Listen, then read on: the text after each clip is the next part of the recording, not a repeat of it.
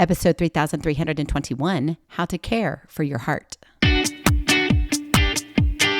Moms, it's time to rediscover, rejuvenate, and renew who you are in mind, body, and spirit. Welcome to Create Your Now, Your Best Selfie, the show to help you do just that. Here's your host, certified life coach, personal trainer, and nutritionist, Christiane Wargo.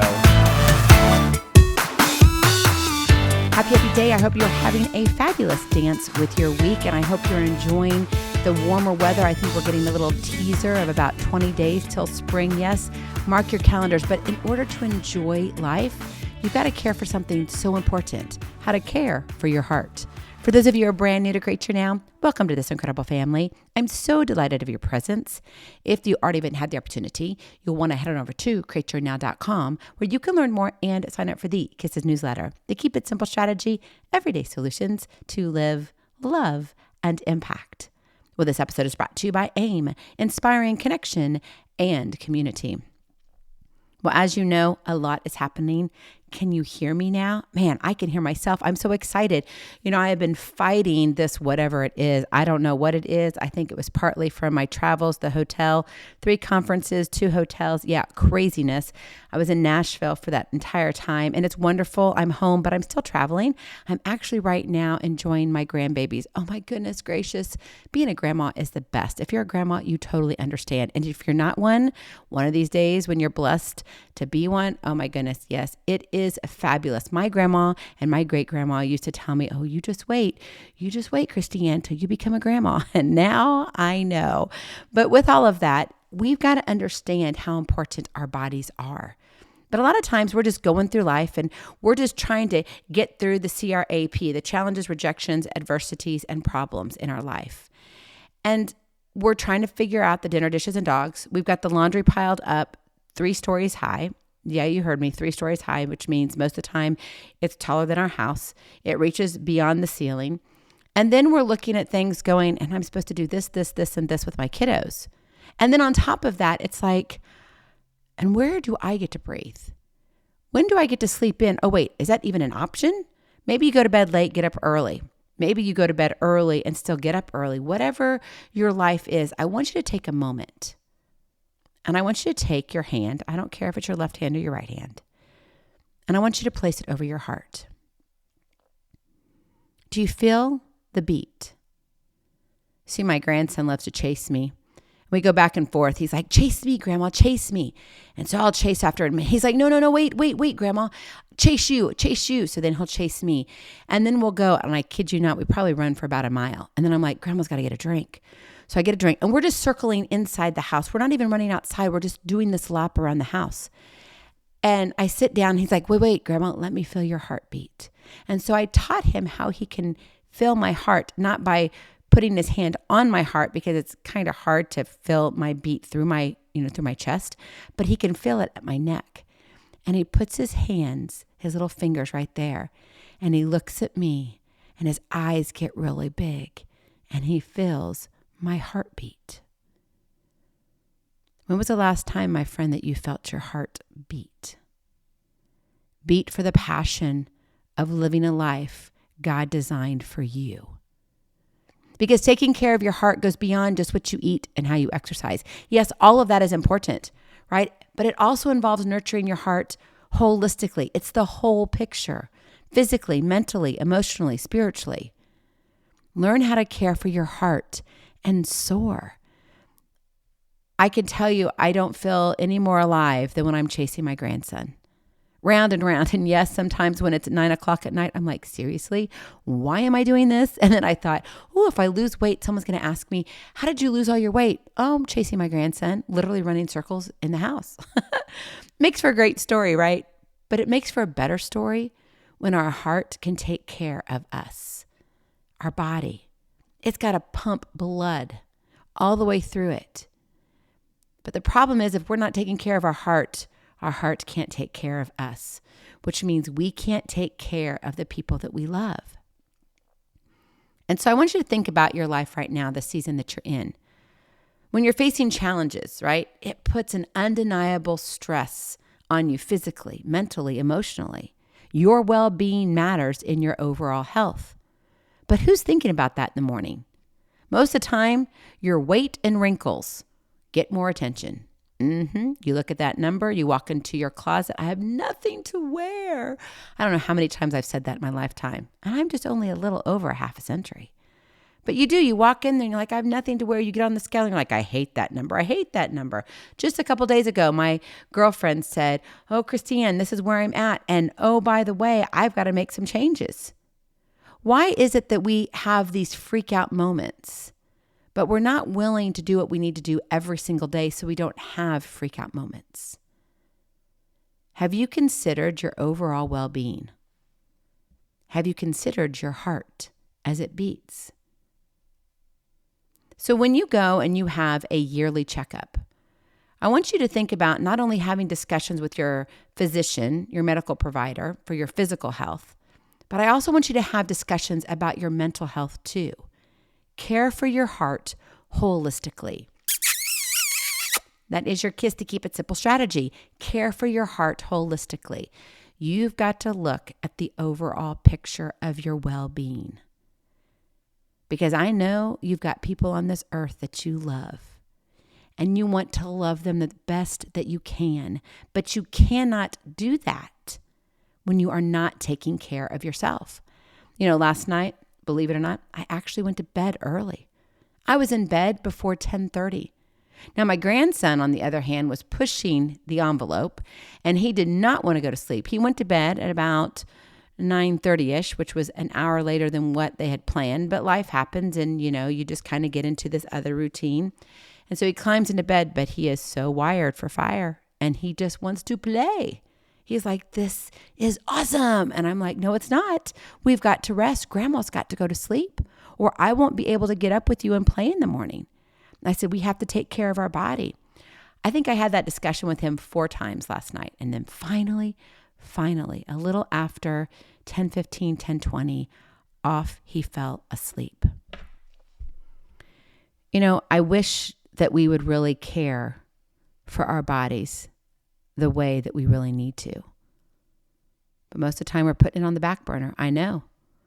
I already shared with you 3 conferences, 2 hotels in 8 days. Crazy. It was fun. I loved every moment of it. But let me tell you, it took a toll on my body. I would get up early, stay up late. Get up early, stay up late. And I was eating pretty well overall, I must say, because I have really taken to heart. But my sleeping, not so much. So as we discuss here some things, I want you to think about how you're caring for your heart in this season of your life, not your overall season.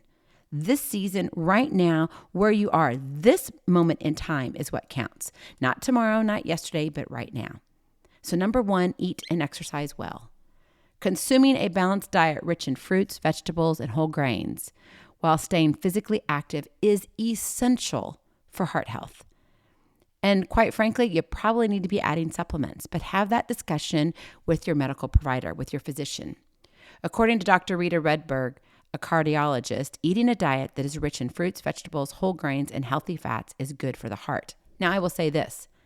That doesn't mean that you go eat a whole fruit tree every single day. Fruit is delicious. But you don't need to eat 10,000 pounds of fruit a day, right? Moderation is good for the body. And you need to remember you need to eat for your body. One size does not fit all, right? So eat and exercise well for your body, because the way you eat is going to be different than the way I eat. And that's okay. There is nothing wrong with that. But you need to know, oh my goodness, I need to have maybe more healthy fats today because over the last 5 days, I didn't get that. It's good to have healthy fats, but for some people, too much is not a great thing. So do what you need to do. Have those hard conversations. Ask questions. Do your research for your body, because your body matters. You matter, my friend. You've got to care for that heart and eat and exercise well. And I will say this. We've got spring coming up, and I think in about 20 days.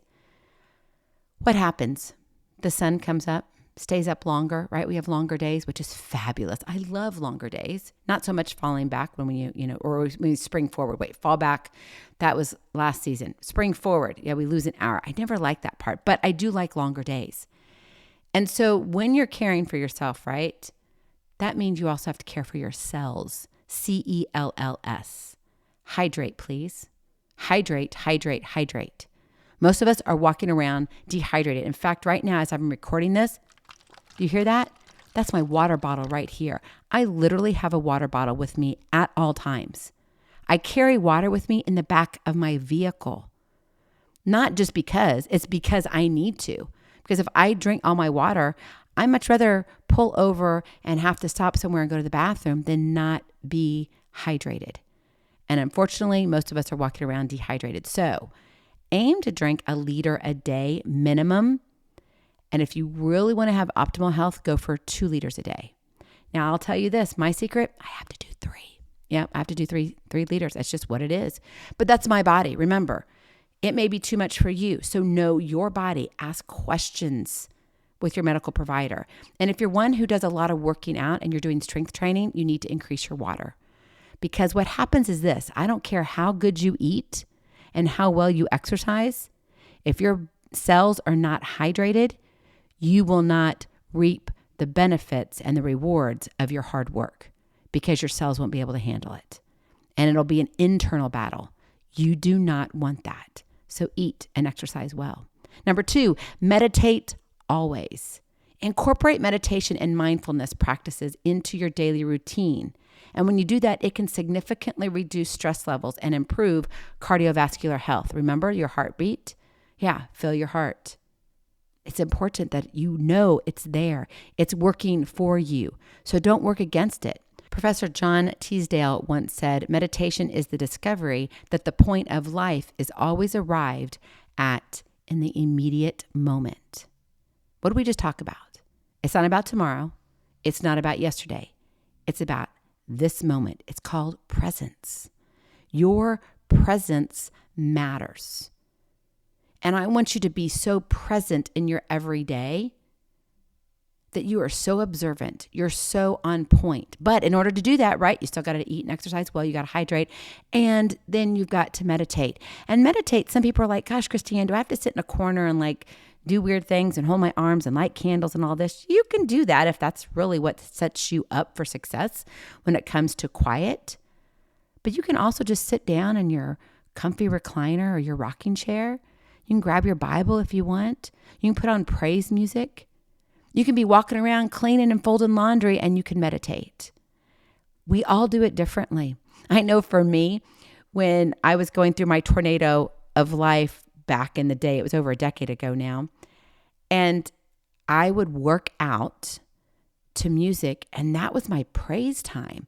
And my kids would hear me saying, oh, Lord, because I was lifting like some heavy weights. I'd be, I started out light, like 5-8 pounds, and then I was going 30 and 35 pounds. And I was doing I was doing all out good stuff. Now I'm a little bit older, so I'm a little bit more cautious. I've had a few injuries and I don't want to injure my joints any further. So I do lift, but I lift to my body. Okay. So make sure you're working with someone who knows your body. That's why I went into training. I got my personal trainer certification. I became a nutritionist. I wanted to make sure I knew what I needed to do, not only to help others, but most importantly, start by helping myself. And so my meditation was sitting there while I was working out, and I would sit there and I'd be grunting and groaning, and my kids would hear me upstairs because my voice projects just a little bit. And it was kind of like my time. I'm like, okay, Lord, you got to help me with this. And they, of course, thought I was talking about my workout. Well, sometimes it was, but more so I was talking about other things. You can meditate anywhere. You can praise, you can celebrate, you can dance in your everyday, but you need to do it always. I don't want you to get stuck in the routine of feeling sorry for yourself. And meditation allows you to get out of your own self and kind of like put you into another area of life, another circle. So I like to think of it as a Hallmark movie. I know you're probably like rolling your eyes at me already. That's okay. Roll your eyes. It's fine. And if you're a guy who's listening, yeah, just go there with me because it's going to be fun. So when you sit down and you meditate, right? You know how the Hallmark movies, they have these places that you go and all of a sudden you are transformed and put in this glorious castle.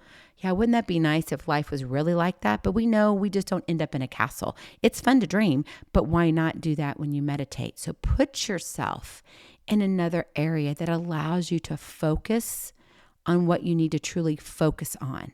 Don't allow yourself to escape to the nooks and crannies that have all the laundry built up, 3 stories high. We're not talking about that. That too, well, it can wait. But really focus on being present and meditate. And you don't have to do it for like 20, 30 minutes. It might be literally for 2 minutes. You might do it while you're standing at the kitchen sink. And yes, I know it's not good for the water bill. And I know everybody who wants to save the world with excess of water use, I get that.